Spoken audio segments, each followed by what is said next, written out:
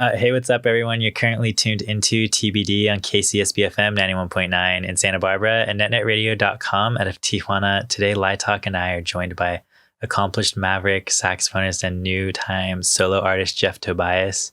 His debut solo release, Recurring Dream, is out now on Strategy of Tension. How you doing, Jeff? I'm good. Thanks so much for having me on the show. Yeah, for sure, dude.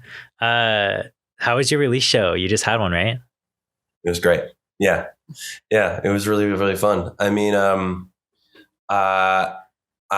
Roulette is a really tremendous venue that has like this really incredible history going back to I believe the mid to late 1980s when it started in Lower Manhattan as like your classic loft space in the sort of tradition of like Lamont Young and and Yoko Ono, like from that same kind of like Soho, Lower Manhattan tradition of experimental music happening in these loft spaces. And Jim Staley, I don't know, maybe 15 years ago, moved it to this really beautiful space in downtown Brooklyn. And it's a really beautiful space. You don't really get to see a lot of it. Oh, God damn it. Hold on. Did that interrupt us? No, it's okay. You're good, dude. Sorry. Not very pro. You're good, man.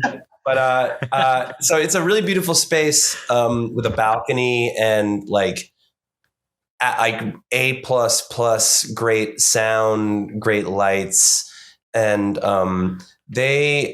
Roulette has been pretty important in like carrying the torch and keeping the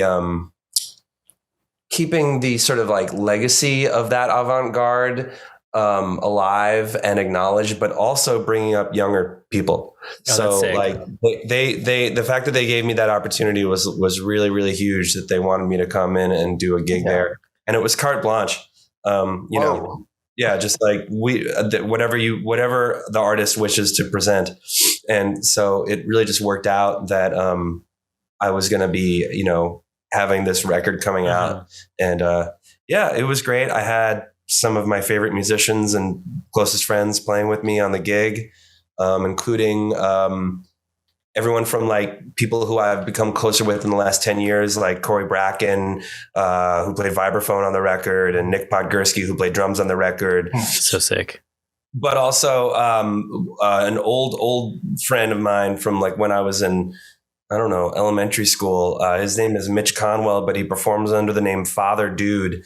And he's like an R&B vocalist, and he sings on the record too. So I got him up on stage. Nice. That's so cool. First time we've been on stage together since like we were doing like a doo-wop vocal group when we were 12. Oh my God. Maybe no. That's not true. We've performed other times since then. Like that was where we started. That's where we started. So man, it was a great show, and we're excited to do Recurring Dream Band again sometime soon. Hell yeah, dude, that's so sick, man. From what we also heard too, you're dealing with like your third bout of COVID or your second bout of COVID. You're saying second? Okay, cool. Second. Yeah. How you doing? Dave Reuter is in the Three Timers Club. Wow. Yeah. He's a special man. But I'm second time around. I mean, I don't know what to say. I mean, it was, I felt pretty weird about the fact. I mean, there were a lot of people at the show. I don't know what to say. Oh, do you think you got it from the gig? I think so. It's like, it's like the risk that we all kind of are being forced into accepting at this point.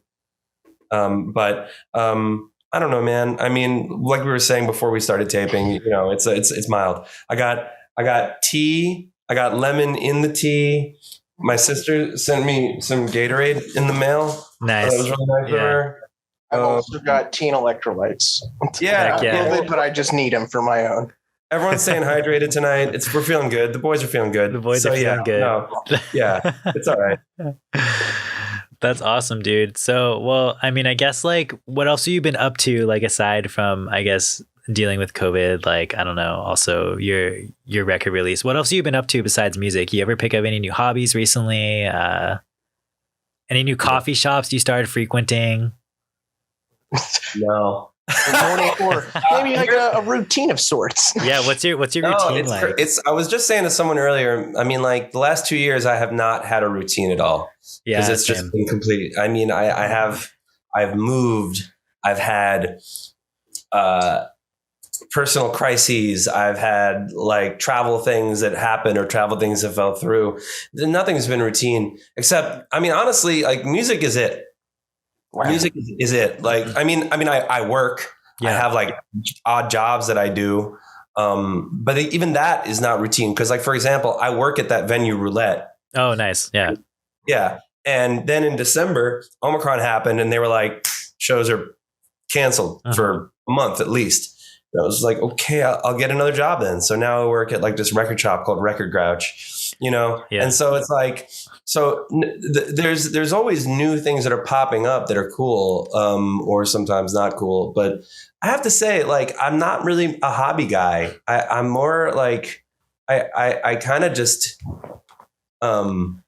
music is the thing. So if you want to, I can tell you all kinds of music things I got going on though. If you want to hear that's so good. That's so good to hear because that's what we want to talk about. We'll hop into that like in just a sec here.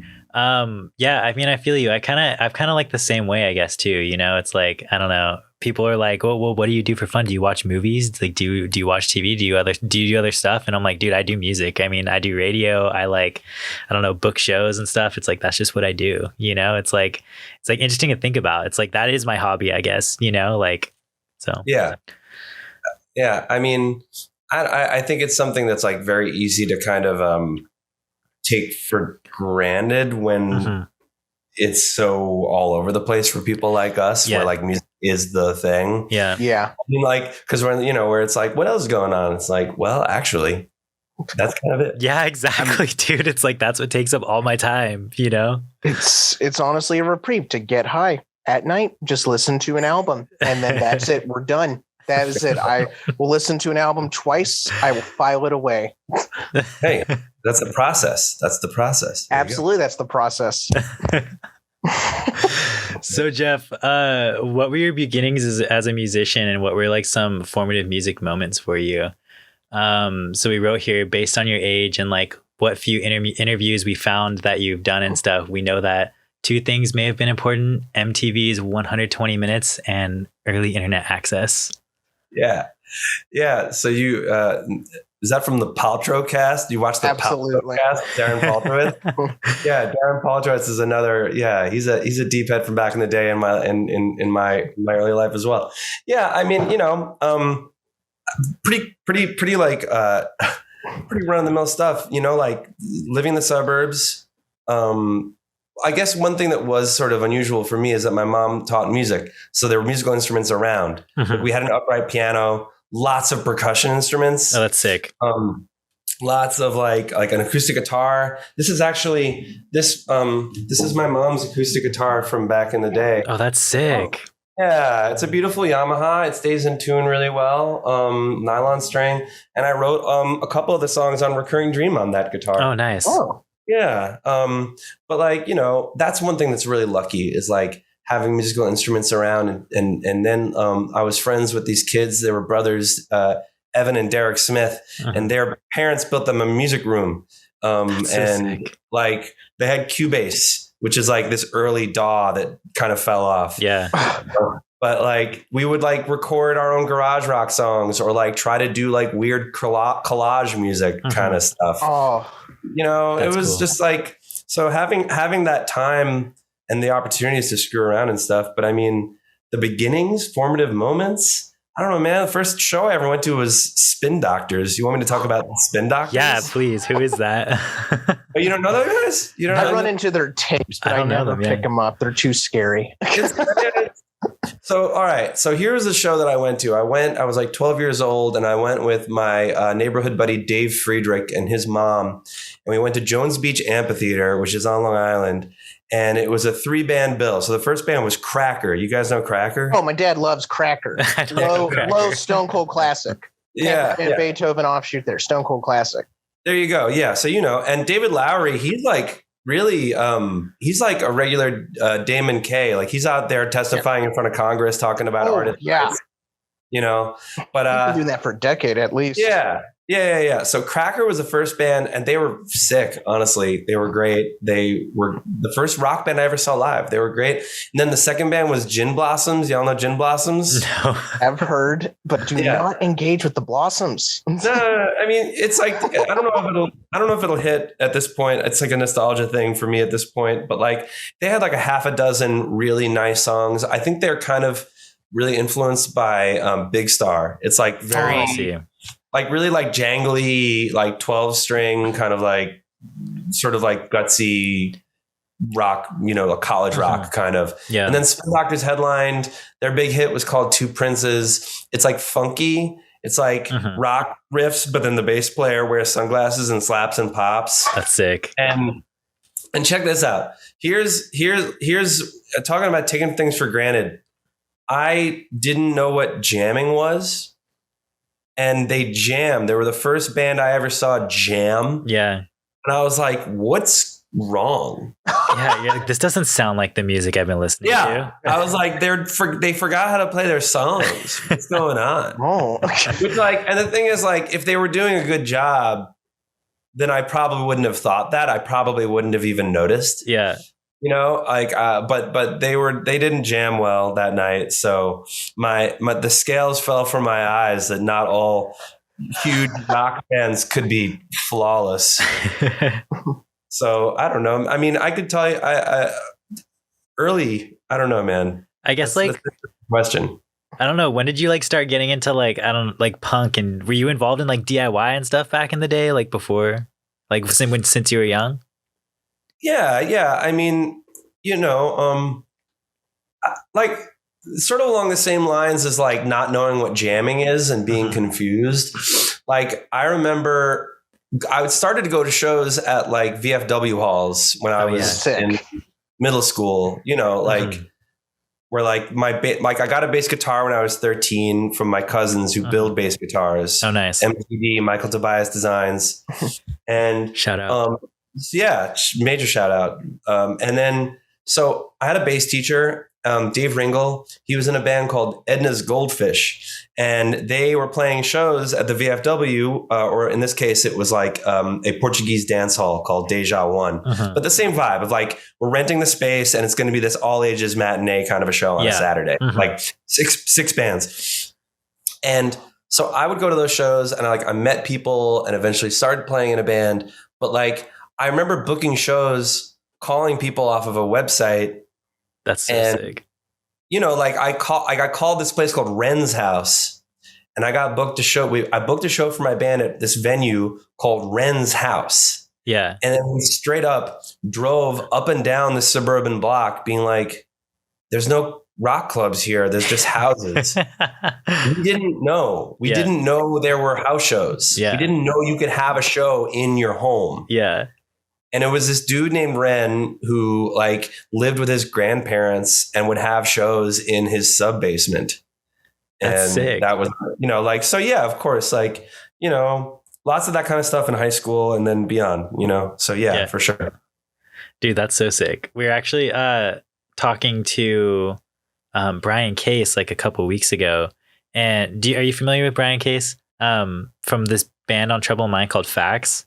Yeah. I think we've encountered one another, but I know Facts. They're great. Yeah, dude. So we were chatting with him. There. Yeah. And he was saying that he used to like, book his like tours and stuff from like this, what was the magazine called, Maddie? It's Maximum Rock and Roll's Book Your Own Effing Life. Book Your Own Effing Life. Right. Were you familiar with that at all?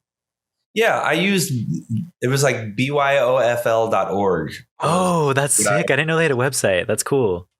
Yeah, and you would look up and it had a drop down menu for state by state, and that worked pretty well. I remember booking a good number of shows through that. Yeah, dude, that's so cool, actually.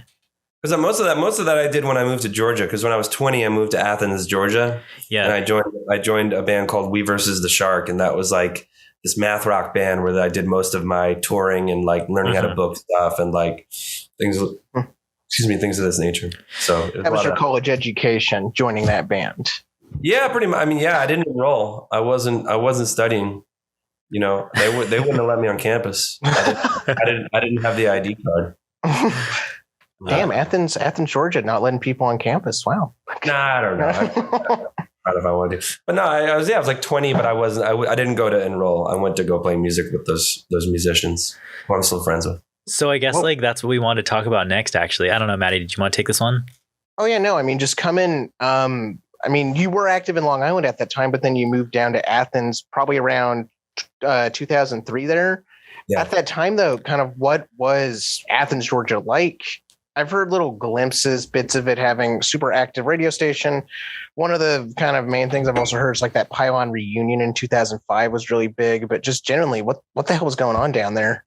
The Elephant Six and all them.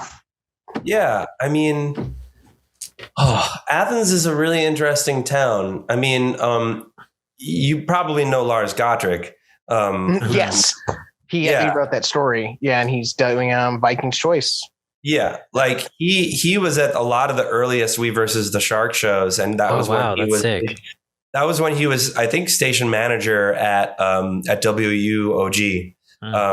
And like him and another friend of ours named Drew Smith, they would do this thing called Crisis that was like an avant-garde radio show, but they would also do like performances where people could come in and do improv, weird sort of experimental noise stuff. But I mean, it's hard to encapsulate Athens at that time. You know, I mean, I wound up touring around America a lot in the years after that, and specifically around the Southeast, around Alabama and North Carolina specifically. And so you played a lot of college towns if you did that. So like going to places like Raleigh or Tuscaloosa. But I think Athens was actually really special at the time. I think partially because of the history, you know, and when I got there, a lot of the bands in that scene that I was in were bands like Maserati and Cinemechanica, who were like kind of like taking off, kind of figuring out their own thing. There was Kindercore Records. Oh yeah, Kindercore's cool. But like the thing that truly I think is like the most enduring legacy from that town is the Elephant Six Collective. Yeah, you know, all kinds of bands ranging from Mutual Milk Hotel of Montreal, Elf Power. And the thing that was so special about that was that this was a group of musicians where band membership was very rarely hard and fast, and instrumentation was very rarely hard and fast. So you would see a band and they would be changing all the time. And there would be people in the group, some of whom were extremely accomplished in their instruments, others who would maybe be more unconventional in their approach, but were given equal footing and equal respect. And in the years, like the first couple of years that I lived in Athens, I lived near this DIY space called Secret Squirrel. I helped Joel Hatstadt and Andy Pruitt build the stage there, and Mercer West ran the venue and was sort of like responsible for putting on a lot of really cool shows and bringing a lot of really cool bands to town for years. I mean, there was like a really beautiful 5-year period where there was just music constantly. There was just music.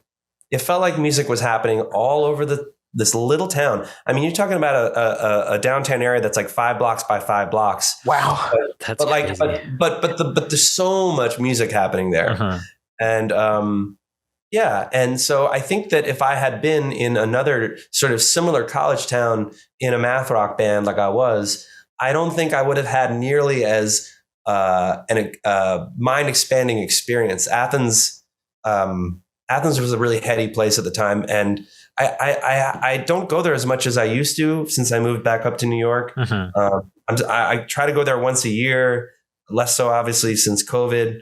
But there's still people there doing really cool stuff, and I think there's a lot about that thing that I experienced that endures there. Yeah, totally. Yeah. What label is based out of there still? Is Orange Twins still based out of there, right? Garden Portal is. Garden Portal, yeah. There's still some cool stuff happening down there. Doing awesome stuff. Michael Potter. Thank you.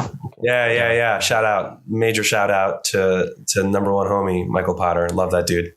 I mean, John Fernandez runs Cloud Recordings. Okay. John being like this like brilliant multi-instrumentalist who's in pretty much all those bands I named from the Elephant Six roster. I mean, what other labels are in Athens? Well, there's Arrowhead, Arrowhawk, which Alyssa DeHaze's label. Nice.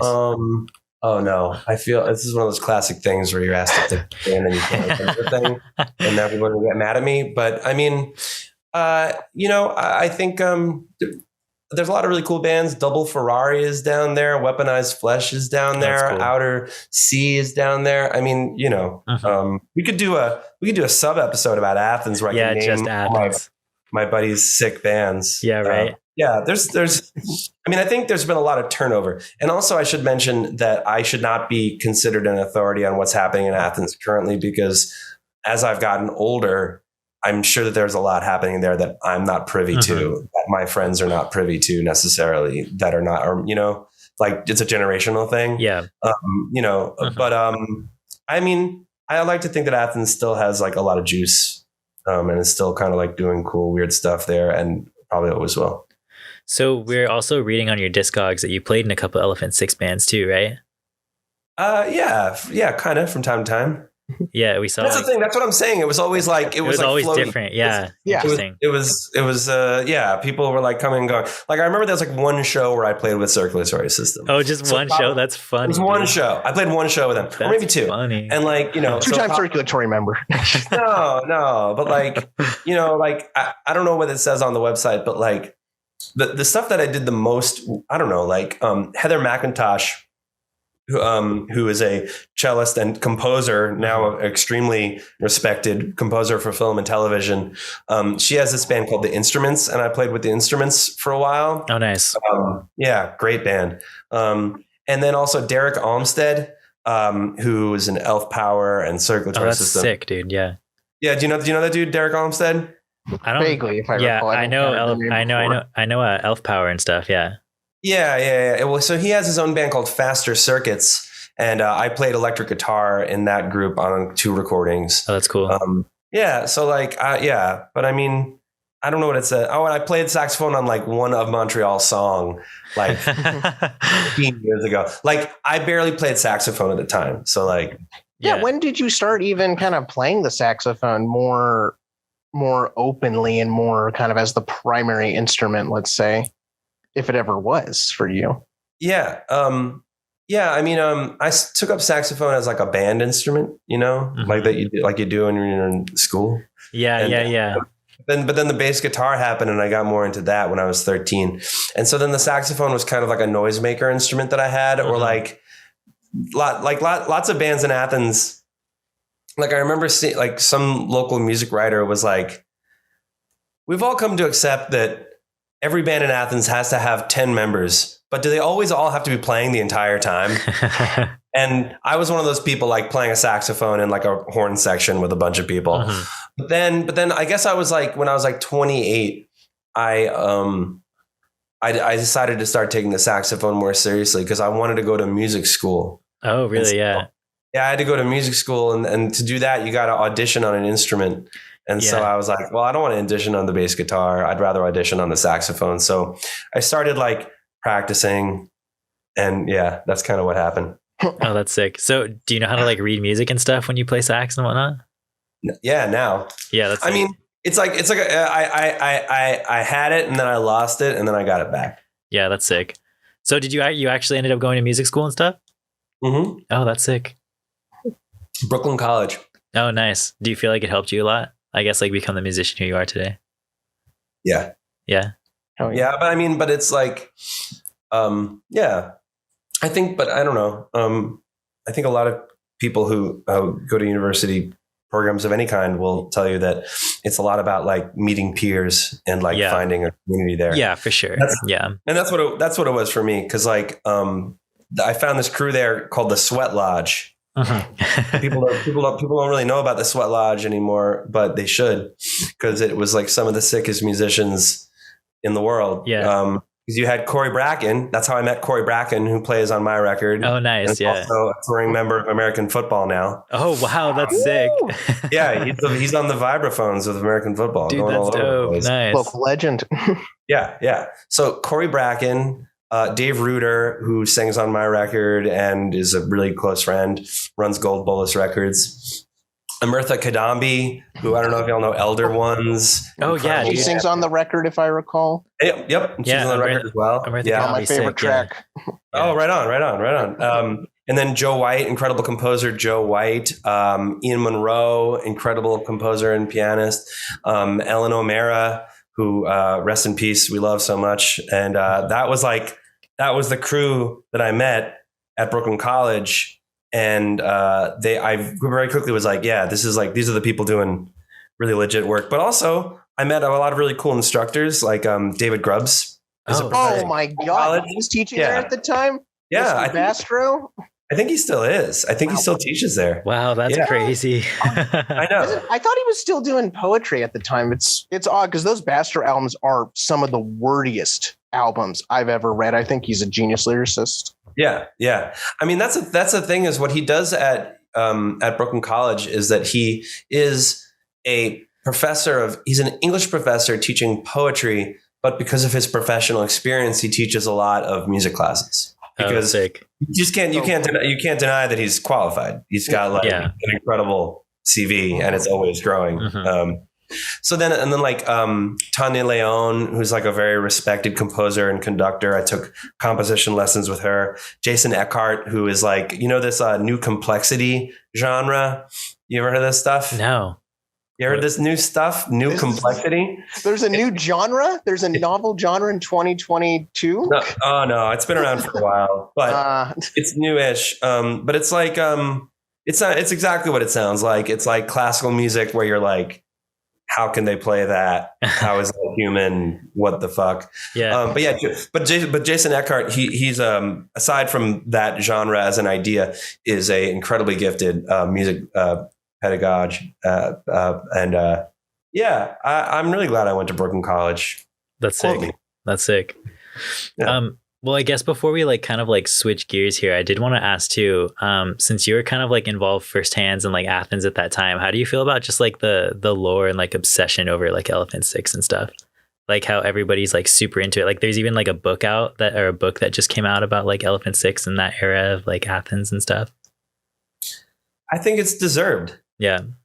Yeah. I think it's a really special scene. Like I was saying, I don't think you saw that same kind of energy in a lot of other places. And the thing that I learned about Athens as well, and this is something that Pylon certainly I think experienced as well, is that the South has a reputation. I mean, okay, look at what happened with Rocky Erickson in Texas, right? He was an outlier and he paid the price.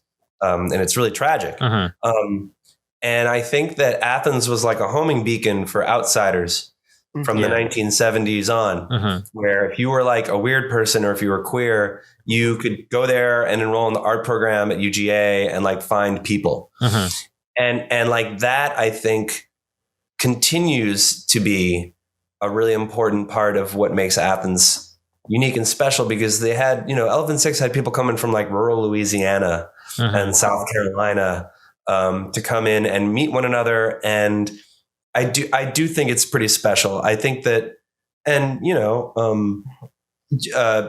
Jeff from Mutual Milk Hotel, he's had this experience where he's just fighting to have a private life. And, so I think that's built up a lot of the mystique. Yeah. I think that's what what built it up too. Yeah. But which is not his fault at all. It's just that people became that music really it resonated with so many people. And he very justifiably didn't really want to be involved in everything that came with that. Yeah, exactly. But I think that that's a big part of it as well. But I think for every Neutral Milk Hotel, there's Bablicon and music tapes and much music there. It's such a deep scene. So yeah, I think it's well deserved. Yeah, that's sick. Yeah, it's cool. It's cool to hear it from someone that was involved with it, Yeah, that's cool. Maddie, do you want to start us into our segment that we have bulleted as music shit, which I guess we've also already been talking about that, but now we get to talk about the present day, though. I didn't bring my tapes or vinyl, but Okay, so back in February 2020, you did call me while I was baked, and you had asked about booking a show for your Trouble in Mind punk jazz fusion globally conscious mind-melting quartet known as the Sun Watchers. It never happened, but no. I have deeply loved the Watchers ever since hearing them on the vinyl, and then there's that Aquarium Drunkard bump on their show on XMU that calls you out in between a ton of great modern day acts like Bad Bad Not Good, Kate LeBon, and anywhere in between that. But cool.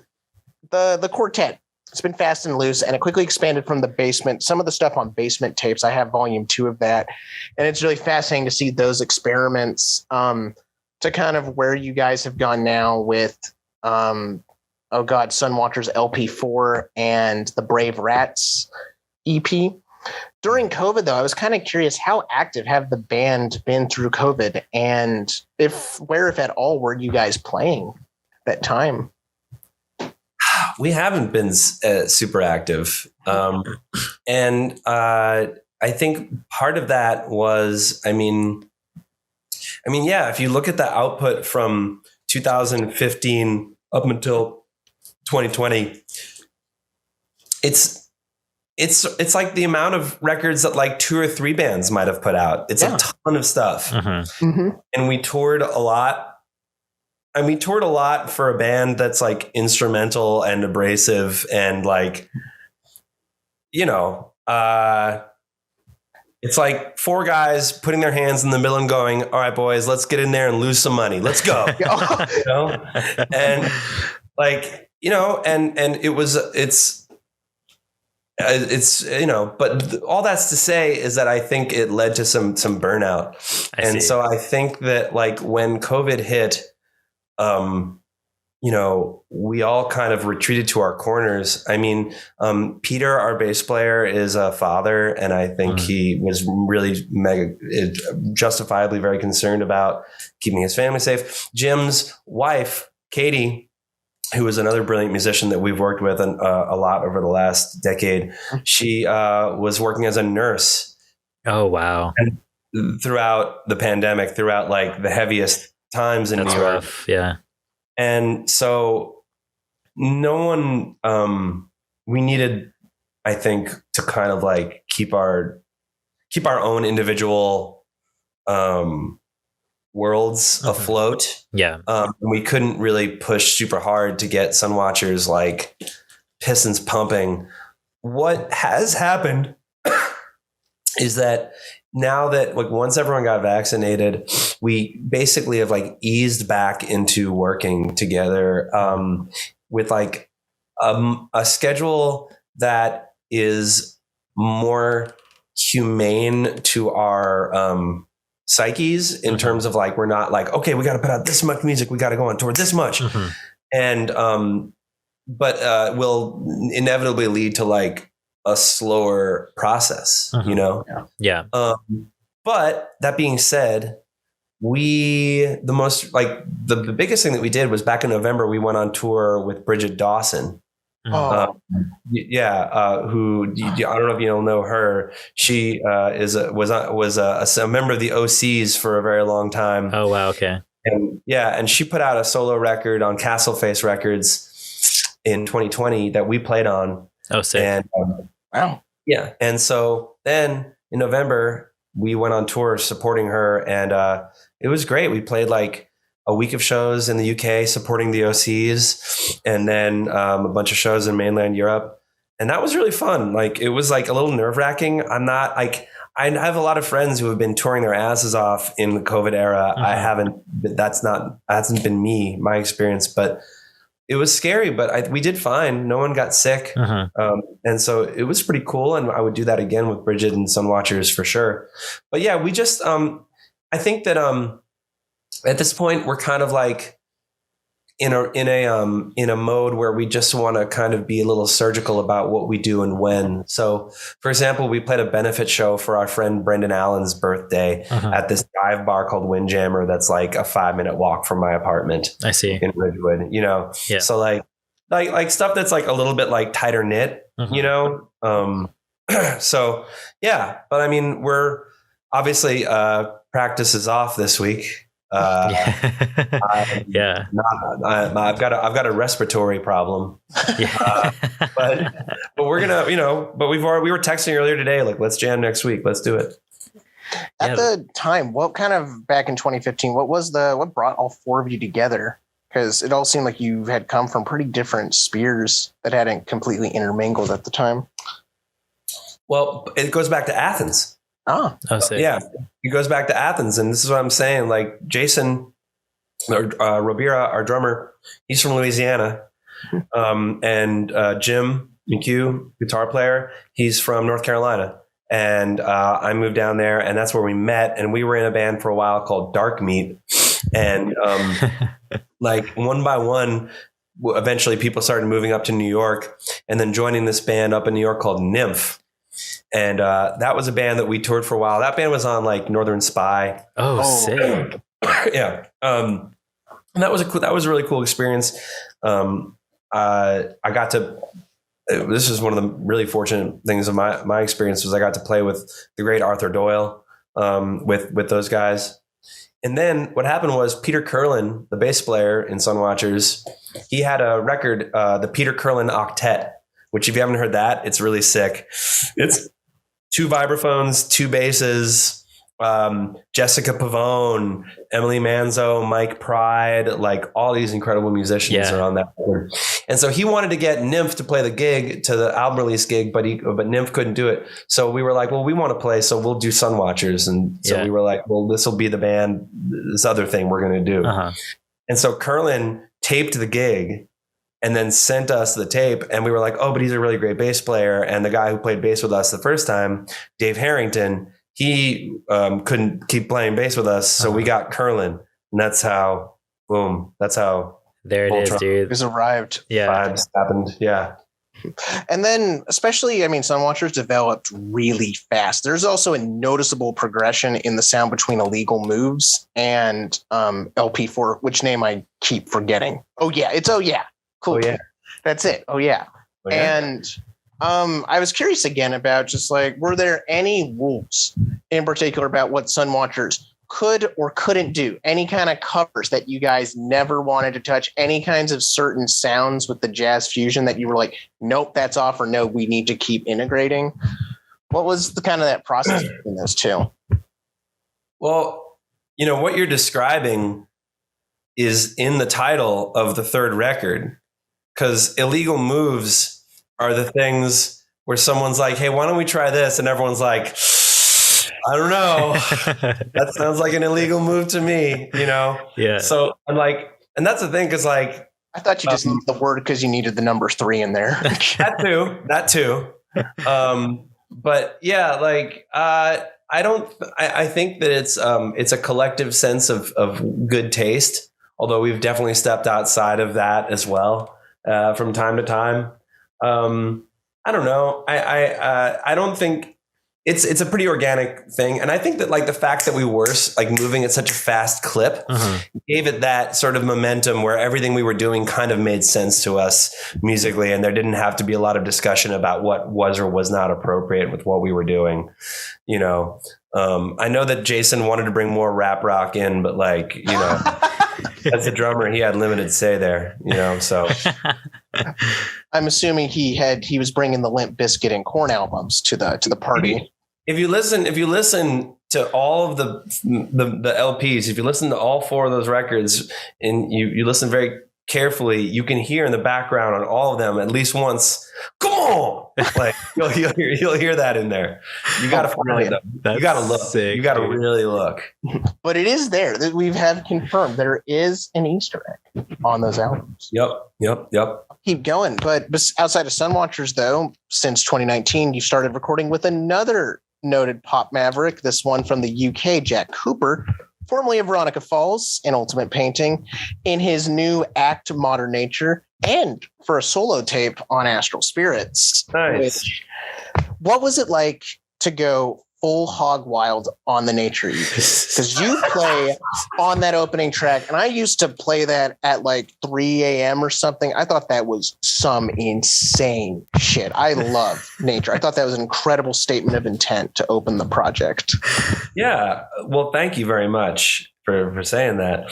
I mean, Jack is both a really great songwriter, and he also has like a really, really clear vision of what he wants modern nature to be.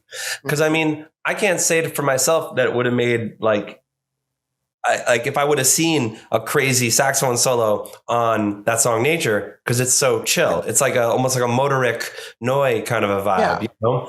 Yeah. But he was like, Jeff, I want you to do like that Sunwatchers thing on this track. And I was like, all right, okay, sure.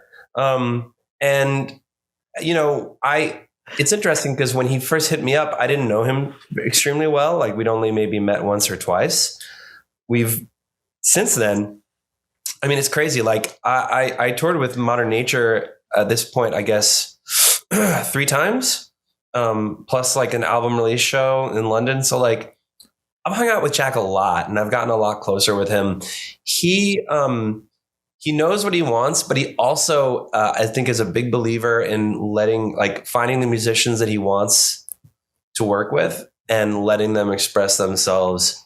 Sort of like, I mean, it's like a Duke Ellington or like Miles Davis thing of like the music is dictated like first by the composition and then second by the assemblage of the musicians, you know? So I think that's, I love working with Jack, and he's developing stuff for another Modern Nature record right now. And I'm always excited to work with him. I mean, I think we're going to go on tour in May, which I'm extremely excited. Dude, that's sick. Is it going to be a U.S. tour? Will they finally come to the? Well, we did a U.S. tour back in January 2020. Believe it or not. Oh, did you really? Yeah. It was East Coast and the Midwest and some of Canada. But yeah, no, it's a UK tour with a couple of dates in mainland Europe. But you know, I know he wants to come back to the States. So I think we'll make it happen as soon as we can. Dude, that'd be sick. I agree. So on this one, your latest record, Recurring Dream, which you just had your release show for, is a bona fide pop album. We're Here to Help is a fucking jam, by the way. Your album and music in general is largely anti-fascist and anti-establishment. What's the importance of using your art to express political and ethical values to a greater population to you? Can you say the last part of that sentence again? Yeah, sorry. Yeah, I mean, I guess just like, what's the importance of like using your art to like express like your political and ethical values, I guess, to your audience? Yeah, I mean, it's just an expression of my inner life, as close as I can get it. Yeah. You know, because this is, I mean, I just don't think about anything else, and I think that's, well, let me rephrase that though, because I feel like that's certainly the way I was thinking when I wrote these songs. And I think that, you know, when you're hanging out with friends and like like just laughing together, you aren't thinking about all the horrifying things that are happening around us. But it is sort of like buzzing in the back of your mind. Like, you know, think about the way when people talk to each other, when people are like, hey, how are you doing? And then everyone's like, oh, I'm good. You know, like that's the refrain. And it's been the refrain for like 2 years now of like the commonly acknowledged, I'm okay considering, you know? And so like I wrote all these songs in 2019. And I was in this sort of state of just like thinking about this kind of stuff, the political situation all the time. So, I mean, I wasn't in the headspace to be writing anything other than that. Yeah. Yeah. Like, I mean, I'd like to, you know, that's not to say I don't love songs that are love songs or songs that are abstract or song, you know, I listen to that kind of music all the time, but for me on this one, I think I wanted to be I wanted to put it directly in front of people as much as I possibly could. And I'm thinking about music a little differently now, but that's certainly where I was coming from at the time. How are you kind of like seeing music now? Because you're saying you see it differently. Yeah, it's a really interesting thing because I'm learning about it now as I'm writing music for the next record. Because what I'm finding is that all the anger that I felt and all the like anxiety I felt, like it didn't really do anything. And I think that there's something going on that can be identified underneath the political that could be described as social or spiritual or economic that could better describe the world that we live in. And I'm trying to identify that and understand it myself. And so that it's a weird thing because I can't really explain it to you right now, but that's the way, that's what I'm wondering. That's how I'm thinking about it right now.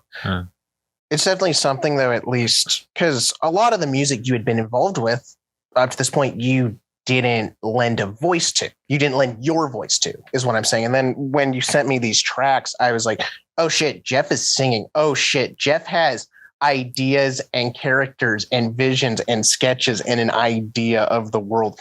And no, I genuinely had felt that as well on a lot of those tracks. I think there's just an incredible amount of anxiety that is on there that like could be shared at least in your album. Yeah. And, I mean, that's, I think the best case scenario for this is I always like art is not always, but art is often a useful social tool because it allows you to recognize yourself in someone else.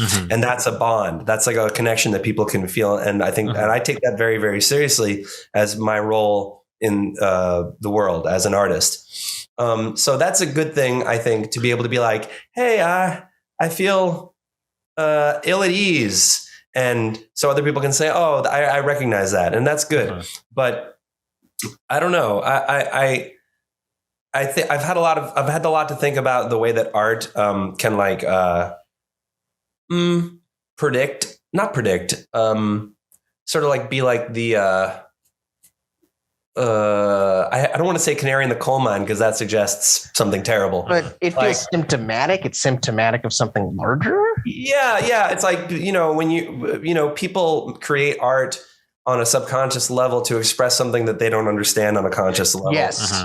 Yeah. Okay. And that can maybe kind of be something that you can look at and say, okay, well, what does that mean for the future? What is that saying about what we're experiencing now and what we may experience soon? Yeah. So that's my goal. I'd like to, because I'm very pleased with Recurring Dream. I'm really glad that people like it, and I'm really happy that it's out. But I am thinking about how it can be improved upon and like what I can do differently. So that's where I'm at with it. That's sick. So, you also released a duo tape just recently with Patrick Shiraishi. And that's like, yeah, that was a good one. And I guess like you do like improv stuff a good amount and stuff, but I guess I also just want to ask, like, how do you approach like improv as opposed to like what you're doing with like Recurring Dream and whatnot? Yeah, it's the total opposite. Yeah.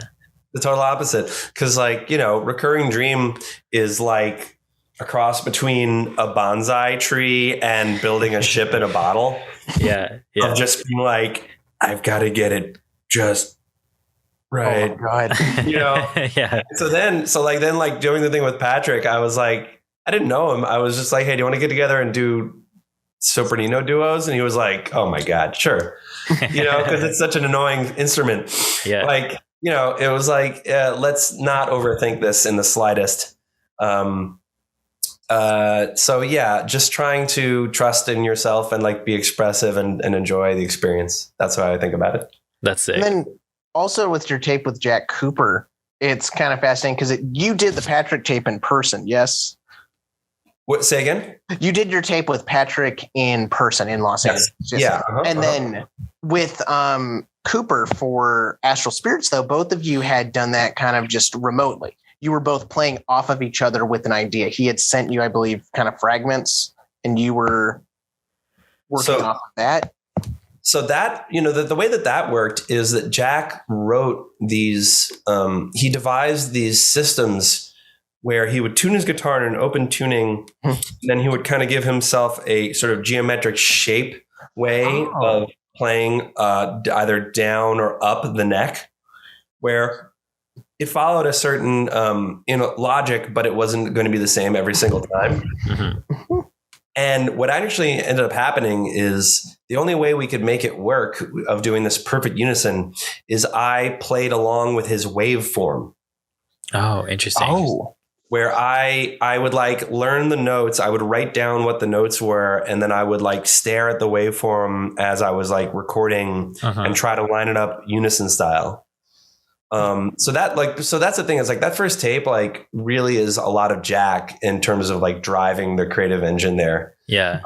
But then in September, I went over and hung out with him in at his home with his wife Tasuni, and like we got to do the thing that you wish to do as a duo performing in unison, which is a lot of those sort of nodding into it, like physically gesturing into things and allowing it to actually be done in a more organic way, which was great. And that's like a tape, which I think is either called August or Autumn. I forget. Modern Nature tape series number 4.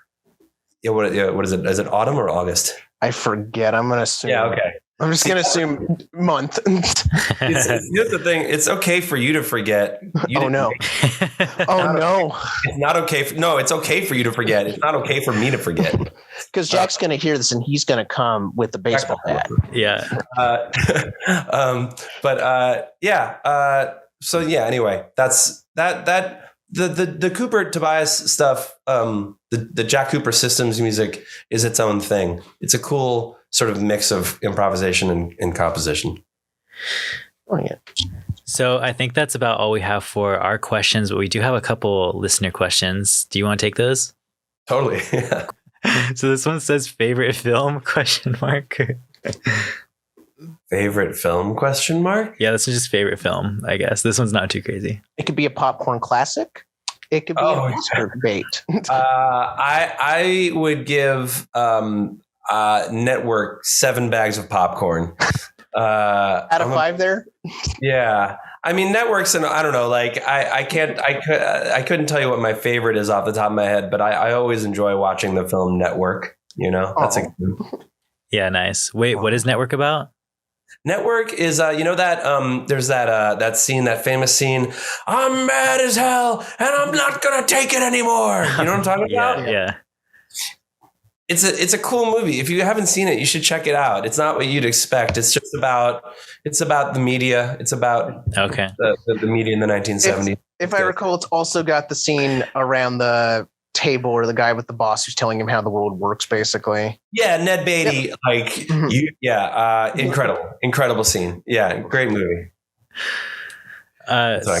No, you're good. So this is the question that I believe is asked by the same guy who asks questions like this every time. I just crack up because it's so funny. But this one says thoughts on the Bandcamp acquisition. Please, Jeff, in all your infinite wisdom, give your take. See, this is one of those moments where my contribution is to say nothing. Like, I know that everyone has to. It's like the takes are mandatory. Every day you log in and they're like, here are the things you have to do your takes for. Yeah. And, oh God. But like, I'm just not going to say anything and just look smart later when maybe something good happens or something bad happens. I don't know. I'm not going to say anything. Can I just say nothing? Absolutely. Yeah, that's a good take actually. Yeah. That is so beautiful. Cool. We'll still buy your albums on the platform as long as they give you the most money there. Yeah. Good luck to everyone involved. How about that? Yeah. Okay. So this next one says advice to up and coming musicians. Oh, yeah. I would say actually practice your instrument on your own, and do exactly what you wish to do. That's really good advice. Hopefully to anybody. It's really hard to figure out what that means for years until you then realize do exactly what you need to do. Yeah. Means do exactly what you wish to do. Like just to make music that you find interesting. Mm-hmm. Yeah. You know, because a lot of people work themselves into a whole mess doing some other stuff that they're not interested in. Yeah. Yeah. Okay, so we have one more that I'm going to ask you. So what's your favorite flavor Jolly Rancher? Oh, wow. Watermelon. Oh, dude, that's a good one. Yeah. Like, is there anything better? I don't know. The reason I'm asking just because my grandparents, they know I like spicy stuff, so they always just mail me something spicy for like gifts and stuff. And they sent me this massive bag of cinnamon flavored Jolly Ranchers, and I don't like them. Thomas, give them to me. So I just have them. I like, here's one right here. Dude. I figured I'd try them again. I want to try that. They're just, I'll give you some next time I see you, Maddie. You can take half the bag, but they're just not very good. Give them away at the door at your next show. Oh, dude, that is such a great idea. Wow. Yeah. People are always like really, it raises their spirits to just get like a free anything at the door. You know, that's such a good idea. I don't know what to do with the massive bag. That's so good. There you go. Smart. There you go. All right, Jeff. Well, so that brings us to the end of listener questions. Where can people keep up with all things, I guess, like involved with your music and whatnot? Yeah, you can go to jefftobias.net. You can also go to strategyoftension.org. Nice. And for now, you can go to jefftobias.bandcamp.com. And some good domain names there. Some good .nets, .orgs. Yeah, I like a good .org, you know. Yeah, thank you. Also, respect to having your own personal website. I feel like that's gonna be like a much needed thing when social media falls. You know what I'm saying? Man, I love your optimism. I hope that does happen. That would be amazing. You know what I'm saying? Like, someone was actually like bringing up some discourse recently that I saw actually on Instagram, which is funny. But it was just like, you know, I think that we should start encouraging more musicians and like people to have like websites of their own, because like social media isn't doing very much of a good thing for society. So it's like, it's eventually going to fall, right? So, you know, yeah. I think that there's a lot to that. I think we've got building alternative structures, building democratically controlled or alternative structures is going to be what it takes. Yeah. So yeah, I think that's once more of that happens. Yeah. Less social media. I like that. Yeah. Okay, so we have one more question, Jeff, and it's kind of the biggest one of the show, and everybody gets asked it. Maddie, do you want to take it or do you want me to take it? Absolutely, I want to take it. So you're down at your record store job. Someone comes in with a box of records to sell you. You open it up, and there's a brave little rat, and then already jumps in your mouth. Is that rat going to jump in your mouth head first or butt first, and why?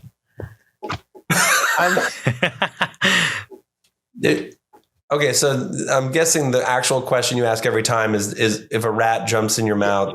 Okay. Yeah. I mean, it has to jump in head first, because I've never seen a rat jump butt first. Yeah, that's logical. Yeah, that's the logical answer. It's absolutely logical. Yeah. I mean, I hope it doesn't happen. How do you think of this? Has this happened to someone you know? We took this from, I think, what was it? What a Time to Be Alive, that comedian podcast. Yeah. I took it from that, and then we just always kept it. Yeah, we just kept it. Okay. It's a good one. Yeah. God. What an image. What a mental image. We also like to emphasize this brave little rat. It's a little white lab rat. The best kind of rat. He's totally chill. He's sanitary. He just happens though to be a rat. He got startled. He was just trying to see what's up with the records, and he got startled. Yeah. Poor little guy. Okay. Poor little guy. I'll do my best to take care of him and lead him to safety. Absolutely. What nice guy Jeff Tobias cares about the animals. My personal favorite answer is to take that rat butt first and then pet it on its head and put it underneath my hat, and then we go and cook some ratatouille, you know? Oh, yeah. It's a good one, huh? That is pretty good. Who said that? That was this band called Gold Cage. They're unfortunately not a band anymore, but that one stuck with me. So that's slick. I'd say that's a slick That's answer. a good one, huh? I was like, how did you think of that? Like, that was such a good scenario, you know? And that was just like right off the top of their head. Impressive.